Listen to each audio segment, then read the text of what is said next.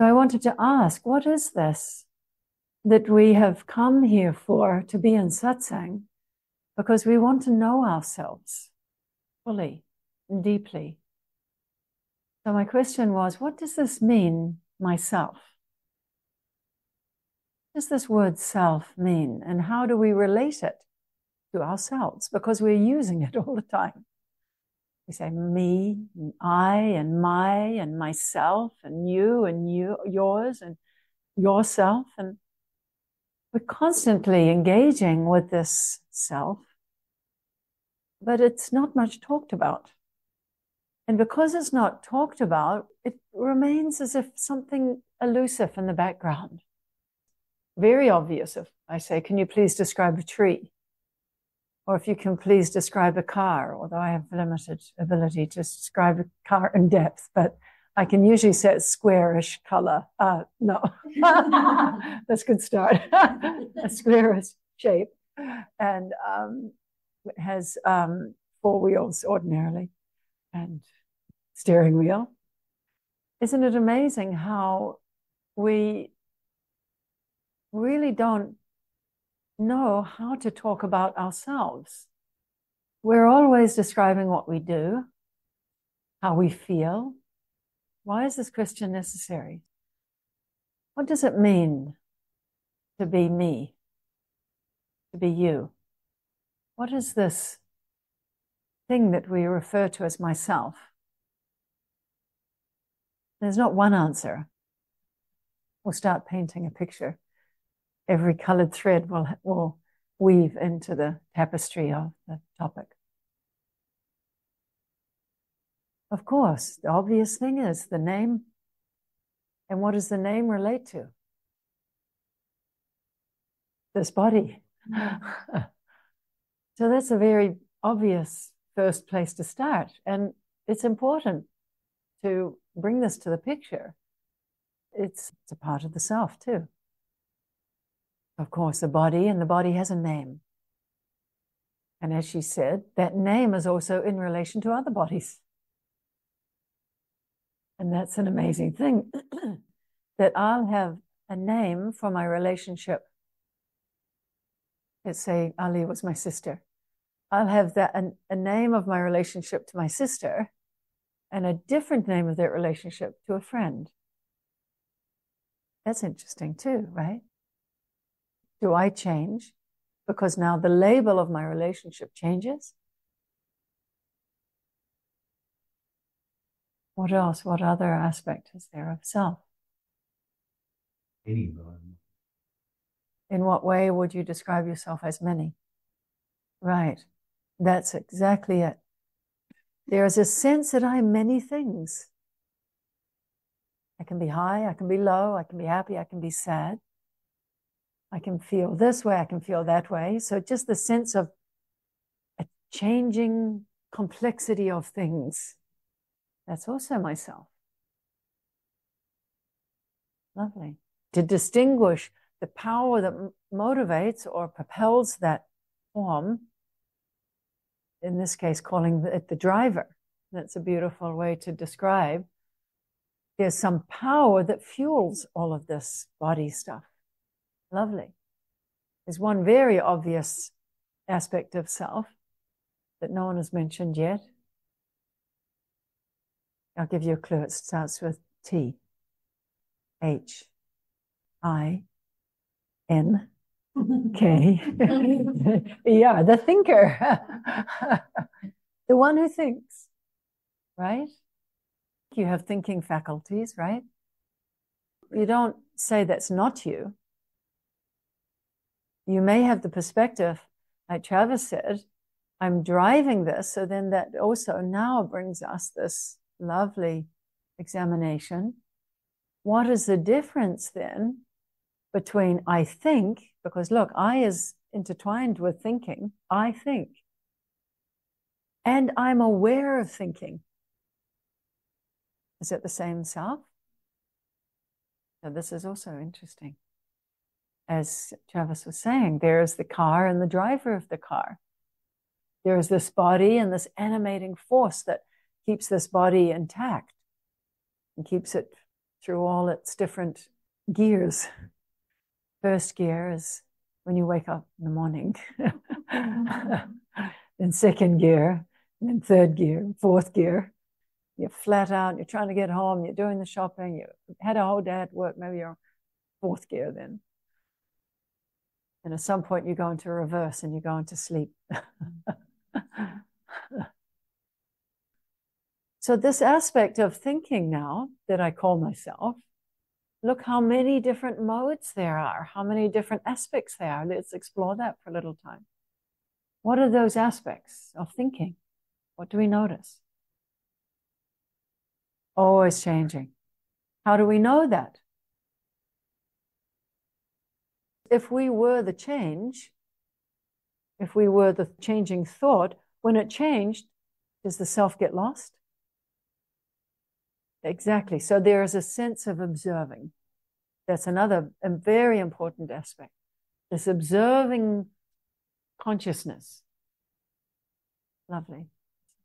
That's what strings it all together. Otherwise, I would exist in that thought, and if that thought changed, I would cease to exist. That doesn't happen, right? But unfortunate if you only ever had one thought, and then that was it. It's over. You're a very short incarnation. Yeah. What are the other aspects?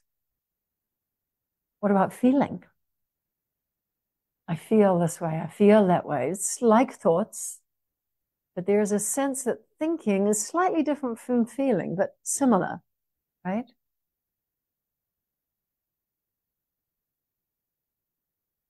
Yeah, true. Exactly. Thinking also has the aspect of reflecting in the past and projecting in the future. So it has this dual aspect that it can do both. Absolutely. Also can observe sensations in the body and have a sense of there being a body. The body has the whole body, rather than just thinking a sensation, like maybe you had a flush of heat and that's a sensation, but just the sensation of having a body is a kind of gravitational weight to it. And you feel that at the end of the day, that gravitational pull gets a little heavier sometimes. And when you were young, it felt like you could fly. You just jump up and run across the lawn without thinking. Now maybe you walk across the lawn. You don't have that same buoyancy as I used to feel. So you have a sensation of body. When you're young, it's a little lighter, or certain times of the day, it's a little lighter, and other times it feels a little heavier. So we have a sensation of self. But opposites, yes, absolutely. Yes. The sense of the thinking mind always being in this momentum of opposites, swinging from one polarity to the next, from one polarity to the next. And this brings in the aspect of the mind of doubt. Because there is this natural and helpful aspect that we have of the polarities, we're having to also decide upon that. In that fluctuating function, it also causes doubt, and I don't mean it in a negative way. It means, shall I or shall I not? So also, what is this I? Shall I? Shall I not? Usually in this regard, it will be in regard to action. That's the most common way that doubt reflects. Shall I go to the shops? Shall I stay home? Shall I go out? Shall I stay in? Shall I put on a sweater? Shall I take one off? Is it cold? Is it hot? Do I dress like this? Do I dress like that? There's a necessity for that. If we didn't have the doubting mind, which you can also describe as the discerning mind, if we didn't have the discerning mind, we'd be completely dysfunctional. Completely. We wouldn't know how to be appropriate to our environment. So when I say doubt, I don't mean anything negative.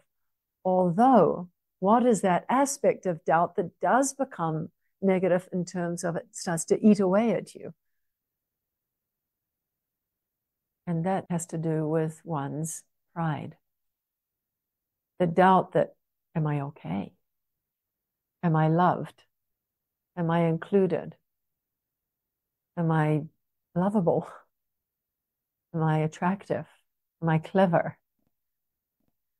And I say the word pride because it is the description of the sense of self that is more than a feeling, although it's somewhat like a feeling. I had my feelings hurt. What you had is you had your pride hurt. Someone spoke badly about you or belittled you in some way. That's an experience of self. What happens? You don't say, oh, that happened to someone else. You say, it happened to me. And look how we do it. Already there's a slight difference. We don't say, I am it. We say, it happened to me.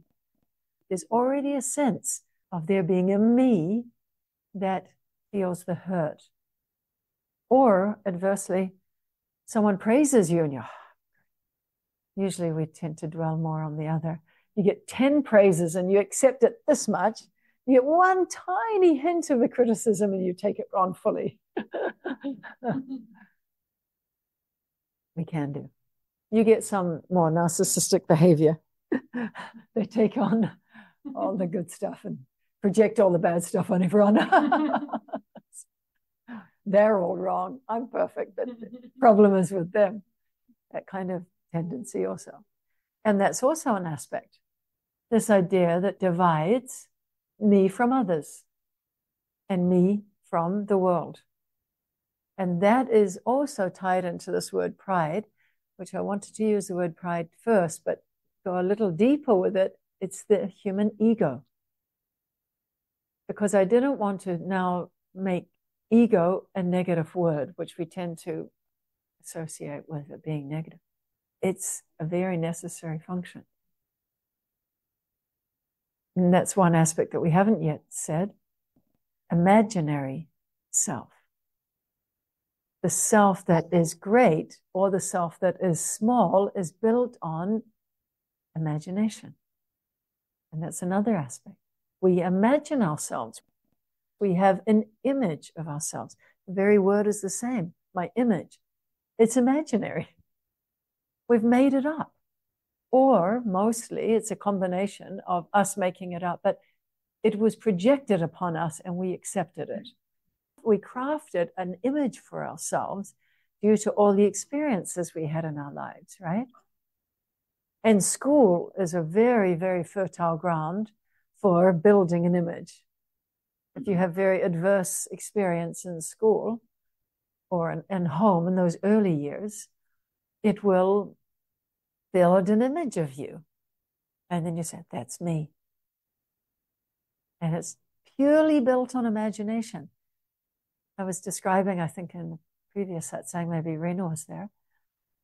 I always found it fascinating, and I somehow was able to be observant of it when I was younger, and it intrigued me, confused me even.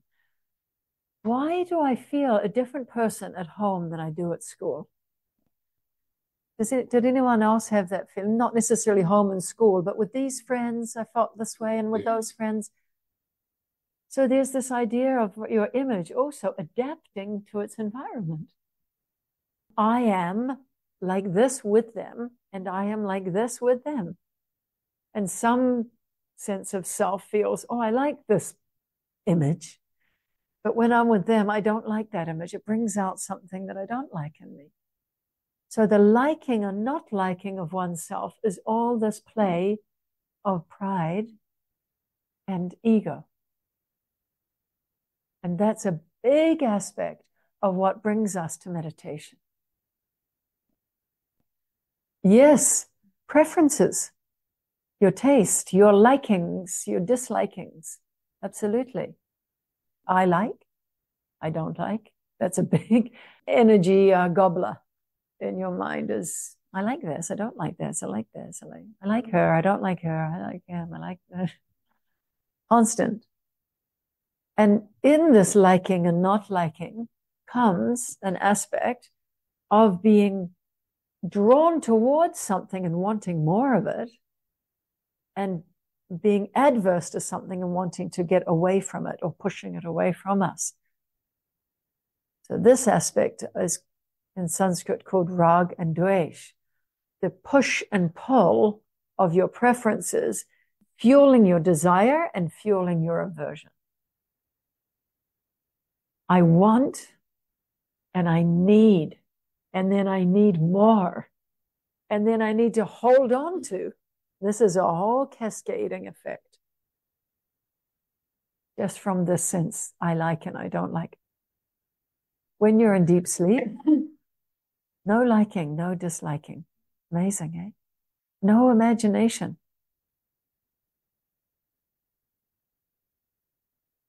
Even if someone comes and says, "Pala," they don't say it loud enough, you won't hear it. The senses are too deep.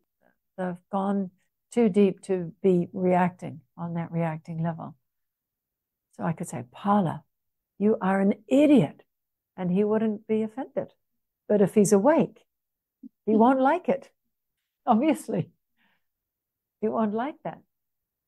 So all this that we have described so far belongs where? In what realm? In what dimension?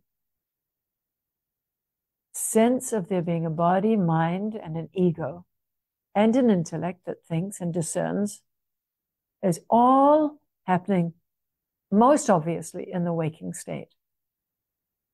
And then, of course, it's a little bit similar in the dream state, a version of the same, a bit more disconnected or reality in the dream state. But in the deep sleep state, it's nowhere. Isn't that fascinating?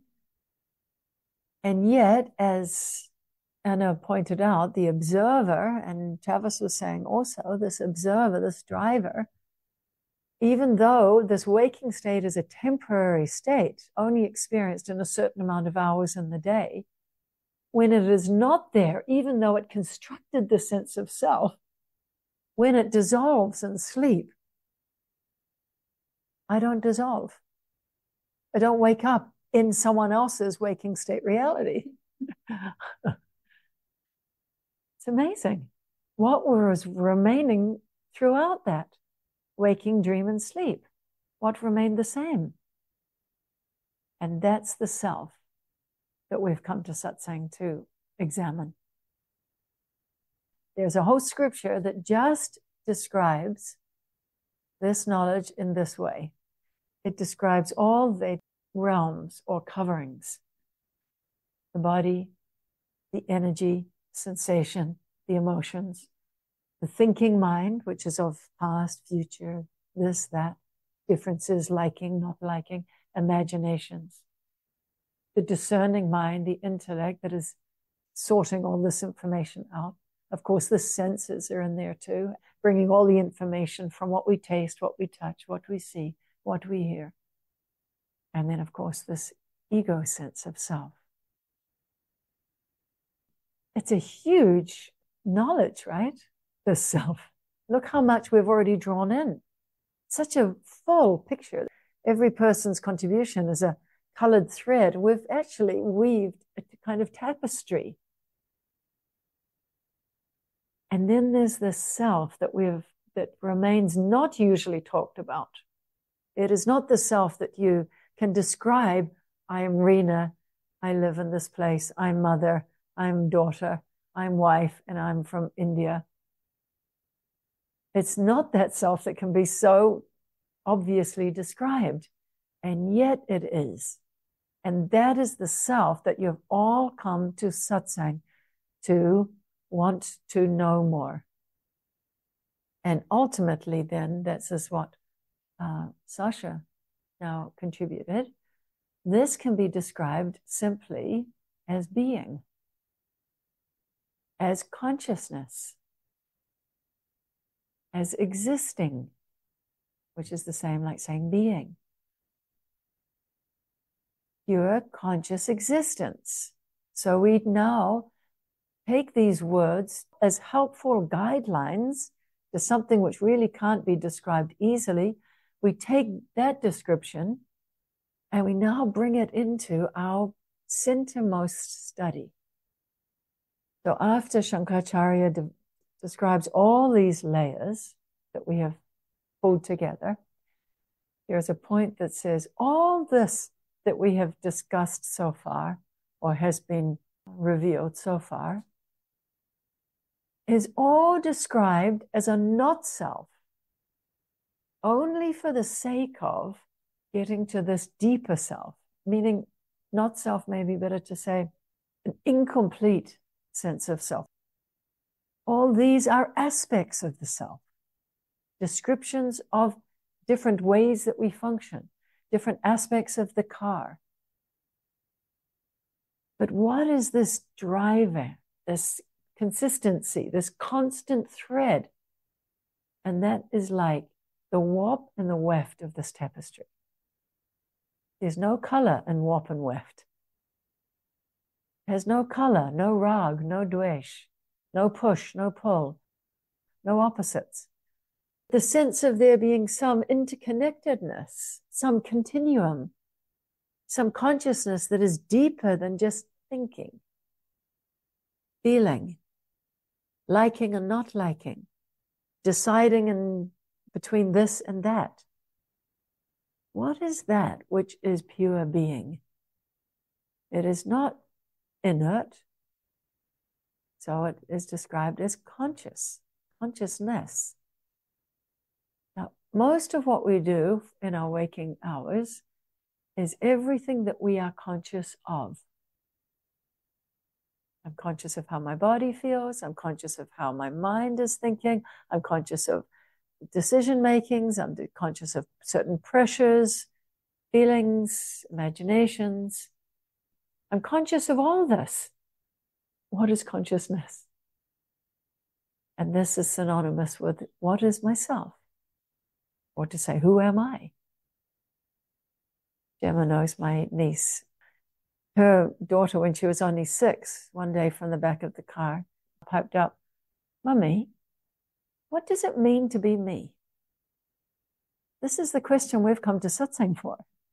What does it mean to be me? And I remember, and you saying that reminded me started when I was about 9. I would go on the train with a girlfriend to Waipukurau from Wellington, where there was a horse camp. And 12 of us girls would go and stay at this lovely English woman's home. When we were driving up in the train, when you go through a small town, the train looks in the backyard of houses. It's a different perspective from when you're driving and you see the front of the house. In the backyard of these houses, the classic Kiwi little quarter-acre kind of space, I would look in the back. You'd see a trampoline or kids' bikes or, playthings. And being a kid, I would relate and I think, if I lived in that house, I would be that girl jumping on that trampoline. And if I lived in that house, I would be, and in that projecting of myself there, I would look at me in the train. When I was there, I would be looking, oh, there's a train going by and there's a little girl in that train. So my sense of self was now open. When we've all had these kind of experiences, I'm sure, we're trying to sort out, what does this mean to be me? What does it mean to be me? Well, that comes later. Exactly.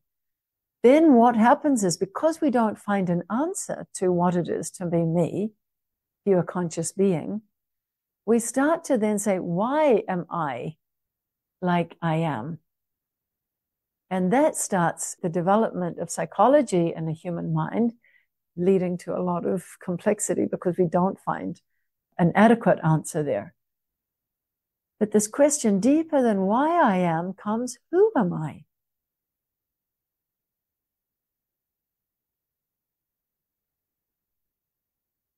Why is it important to discover oneself at this deepest level? Why is this conversation important? Why am I doing this? Why am I torturing you with all these ridiculous questions? Yeah. You're so cute. Now, jump forward from the 6-year-old, from the 9-year-old. We have all got ourselves into a bit of a muddle, having lived a life where we thought, or we were promised when we were kids, just go to school, just endure it and learn all this stuff, and then you will be free.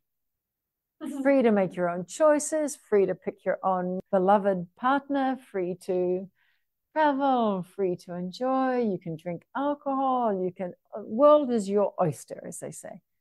You will be free. You will be in love. You will be in joy. And so we go to school on the promise that if I learn all this stuff, one day I'll be free. And one day I'll be free. And one day I'll be free. And one day I'll be free. Marion is 90. How old are you now, Marion? 93. 93. She's still working for freedom. How's it going? She's 93. Very good, very good. So why it's important to bring this knowledge of self, it's essential in the pursuit of true freedom. Freedom of the self. Can there be body freedom? Marion, is there body freedom? No. She knows it even at getting towards my age. When you're young, you feel free in your body.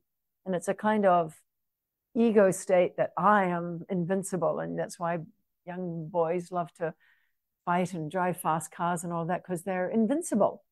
At that time, it feels like that. I have no problem in this body. And then as you get a little older, the constriction of the body and the troubles of the body start to make you feel not so free. So we're not free in body. Are we free in thought? Does thought liberate you? No. Why not? What is your experience that it doesn't liberate you? It troubles you. Is every thought leading you towards freedom? No. Why not? Did we wake up in the morning and say, today I want to drive my car into a problem state? I want to experience troubles, burdens, difficulties, smallness, struggle, clashes with people. I want to clash with as many people as I can today. We never do. But our desire is not for that. So is thinking free? Because it is our thinking that blurts something out, says something, or drives us into action. So is our thinking free? Does it always lead to an uplifting, liberated sense of self? Usually the thinking keeps perpetuating this confined, troubled, burdened self. Of course, we have the power, and all of us who have been drawn to satsang have experienced the power of thinking that can go towards liberation. Absolutely. That can be uplifted, that can be expanded, knows it somewhere, knows what freedom is, but we have to know where freedom is not. And that's why we ask the question, well, let me know myself fully. Because if we don't know ourselves fully, how will we know how to be free? I won't know how to fix the car if I don't know the mechanics of the car. I might be able to drive it for some time. If I don't know fully how to drive it, I won't drive it very well. But even knowing how to drive it adequately, when it breaks down, which means when it's confronted with a problem, I'm going to have to call the mechanic. That's when you come to satsang. Come to the mechanic. But we have to know the mechanics of it all. And it's helpful. It's a helpful structure. This knowledge that I have learned is a kind of structure, like a skeleton upon which I have come to know myself in a way that leads to more towards freedom than it used to, by far. And so why it's important to study all these aspects of the mechanism. You don't need to be shamed. You don't need to be blamed or get into blaming. You don't need to control your world. You have to understand your world. And by understanding your world, you have to understand you.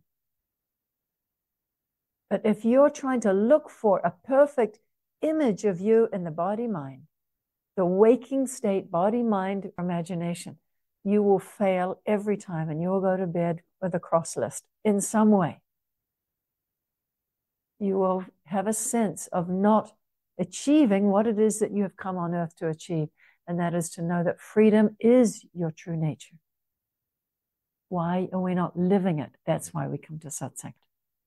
How do we really, truly bring it into our every action, behind every thought, behind every emotion, behind every doing?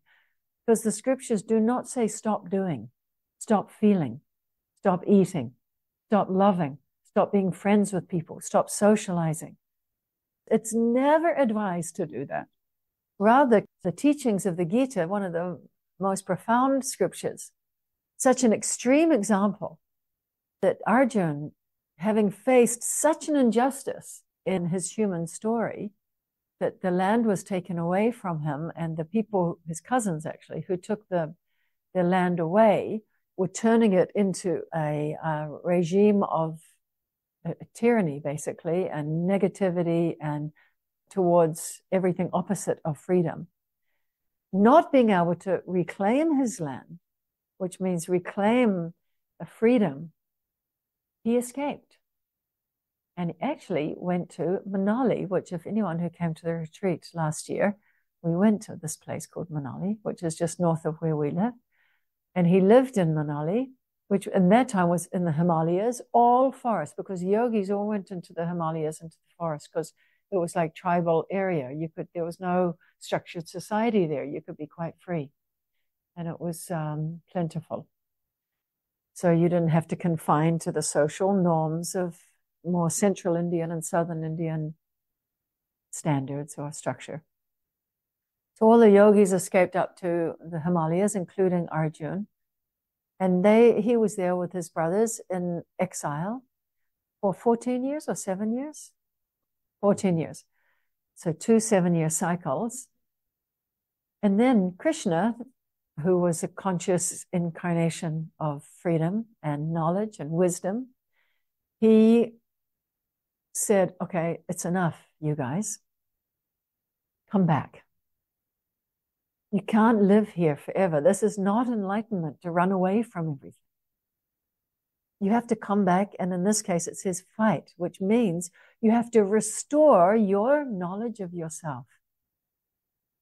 And it's a kind of fight in a sense that it's a confrontation of the body, of the thinking process and all its complexity, of the personality that feels great and small, of your circumstances, of your relations. It's a huge confrontation to stand and say, who am I? Because you'll feel quite alone in that pursuit. Well, this is helpful. But the I don't want to say the word striving. I stopped because that's not the pursuit. I can't think of another word. The pursuit of real freedom, to know yourself as pure and free. Pure means beyond any influence of the body and mind. Not becoming that which you are experiencing, but becoming the conscious being through which experiences things. To awaken that knowledge is a huge feat. And through the Gita, a kind of war. War, in this case, it's like a reinstatement of yourself. That 6-year-old who said, I'm not Anna, that then had to go through a whole cycle of confusion and feeling unsure of who is Anna, is now reinstating the knowledge of self. I am. And I am is pure conscious being. I want to just lastly turn our attention to the mantra Amaram Ham, Madram Ham. Let this be a kind of anchor upon which we can base our inquiring mind. Amaram means that which is unchanging, ever present, and undivided. So it hasn't become something when it is thinking and becomes something else when it is feeling, becomes something else when it is doing. It becomes something else when it is waking. It becomes something else when it is sleeping.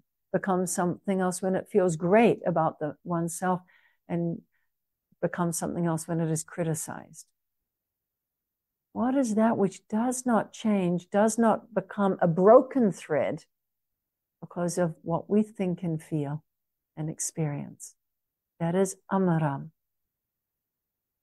What is that constant, unchanging, all-permeating, ever-present? It's not a separate thing. It's not like self comes dancing out of the sky somehow and jumps into this body, kind of runs around inside this body for some time and then somehow jumps out again or whatever. Just as the ocean permeates the wave, so self permeates all this that we experience, all of it. And in that way, all permeating is a nice way to describe amaram. That which cannot be maranam, divided, cut, separated, destroyed. Amaram. Hum. This hum is the word for the self that we are leading our attention to today. Not the thinking self, the doing self, but not separate from all that also. Deeper than. It is the ocean as opposed to the wave. Hum. That ocean of self. Because my self is exactly the same as Gemma's self, Chrissy's self, Holly's self. It's counter to what we have learnt. No, I'm a separate this. I live somewhere separately. Chrissy and I don't live in the same house. How can it be that we're the same self? But we are. It's the same one self. And if we can tap into that and know that that's where freedom lies, then the release of all that which otherwise binds us into suffering, into smallness, into worry, into anxiety and fear and worthlessness and do's and don'ts and all that mess, it's released. If you know yourself, you'll know where freedom lies, where love lies, where joy lies. It lies in amaram, that which is one, all-permeating, unbroken self. That release is madhuram, released from suffering, madhuram. Naturally, when you are released from suffering, joy starts to bubble up. You don't go to the shop to buy joy. If you release your sense of being caught up in a knot, what remains is joy. It's not like, oh, I'm released now, let me go find some joy. The very release of pain and suffering is joy. The absence of pain is bliss. Bliss, joy, love, oneness, that is the word madhuram. Of what? Not of our preference, liking and disliking, as Paula was saying, not that kind of joy. Not the joy that, who won the rugby game last night, by the way? My neighbor was going to the Hurricanes. My aunt, do you know? The joy of the Hurricanes winning. Yay, see? So happy. And that's all fine too. Lovely to be happy when the Hurricanes won, but when the Hurricanes get beaten, oh. So all that joy is all great, but it's temporary. What is that joy that bubbles up from within? That kind of joy no one can take away from you. Your rugby team wins, great. Your rugby team loses, your joy is not lost. It's that kind of freedom we all seek, that kind of joy we all seek, that kind of love we all seek. And you can really discover it powerfully through the satsang, which is this inquiry, 1 hour now. I've led your attention to be discerning. That's all I have done. Asking all these questions. I'm just saying to you, start to look, start to notice. And I'm giving language to what you are already noticing. That's why it's not a belief. I've never asked one of you to believe in anything. Hopefully, I've been able to reveal what you already see and know. That is discernment. alongside the discernment of Satsang, knowing what is true, what is unchanging, goes along also meditation. Let's close our eyes, and for the last 10 minutes, just thank you so much for your attentiveness and patience and brilliant, studied minds, discerning minds. It's very inspiring how it all gets drawn out because of you. So I enjoy it too. Thank you. Now, what is meditation?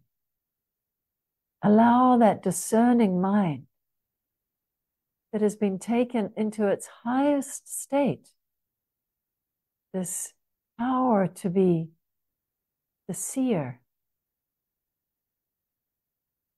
the observer, the knower, rather than being caught up with the sticky level of what is known.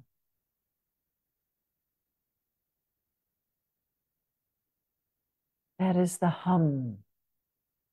Our highest self, I am. Pure conscious being. In Sanskrit, hum. Pure conscious being, hum, I am. And that hum, that self at the highest level, all permeating, ever present, Amaram. And it is liberated from all that sticky, stuck, stagnant, troublesome, burdensome, divisive, negative, small, worried state. And it is free actually from any experience. It is just pure being, the joy of purely being.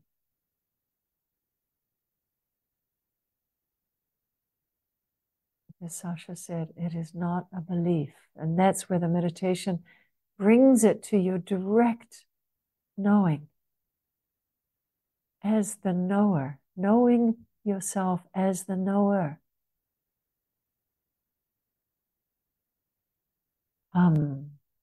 I am.